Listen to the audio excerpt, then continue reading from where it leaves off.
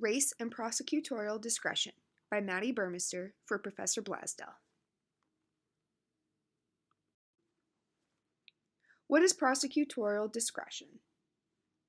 Prosecutorial discretion is the authority to decide if and what charges to apply and how to go forward with that specific case. It provides individualism within a case and the opportunity to reduce or increase a charge.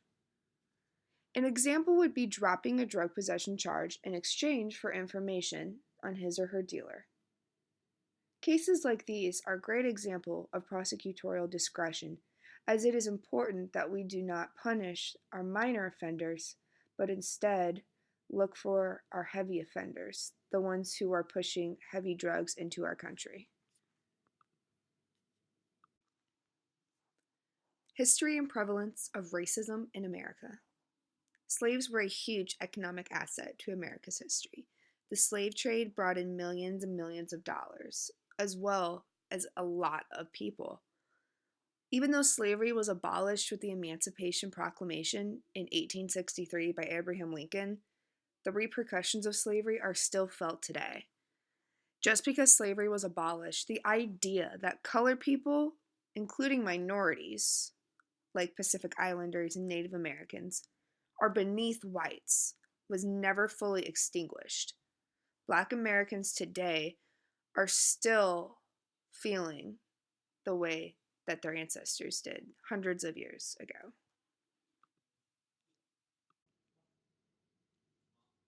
So here I have put together some graphs that have some data that I have found online. And my favorite one that I have found the most interesting, actually, is kind of in the middle on the top. It is titled Racial Disparity Between U.S. and Incarcerated Populations. And what I find very interesting is that in this graph, we see that non-Hispanic Black makes up about, give or take, 15% of the U.S. population. But the disparity between that number and the percentage of non-Hispanic Black in the incarcerated population is just below 50%. And I find the disparity between those numbers just ultimately shocking. And I find that the reason behind this is because racism within prosecutorial discretion.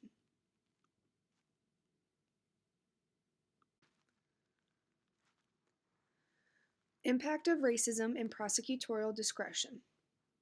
It is important to note that before I go forward here, that racism in any form, whether it is in prosecutorial discretion or in another way, is wrong on all levels.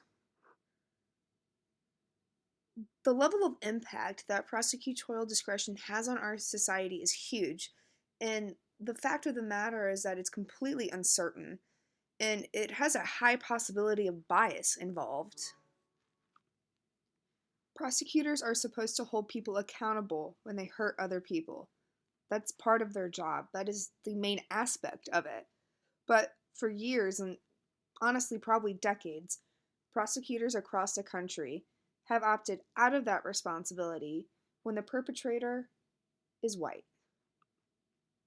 We see this a lot with drug cases where young black males are more likely to be charged for holding marijuana, whereas a male offender is more likely to be told, just go home.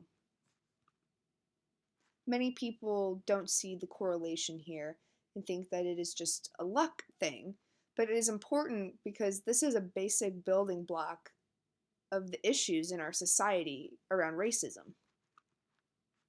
Letting situations like this occur is sending a message that if you're white and you have marijuana, it's okay. But if you're black and you have marijuana, you will be punished fully by the law. But if you're white, it's a completely different story. These kind of situations and ideals propel racism further into our societal norms and teaches our younger generations the wrong way of thinking. It also promotes fear within minorities that creates distrust in government and law enforcement. This ruins everybody's lives, law enforcement and the citizens, because nobody wants to work together, and ultimately everyone's safety is this country's priority. How to solve racism within prosecutorial discretion.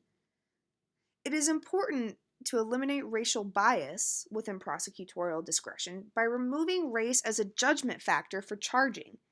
It shouldn't matter that somebody is white, black, purple, blue, or orange or rainbow whenever you're deciding what charges somebody should get.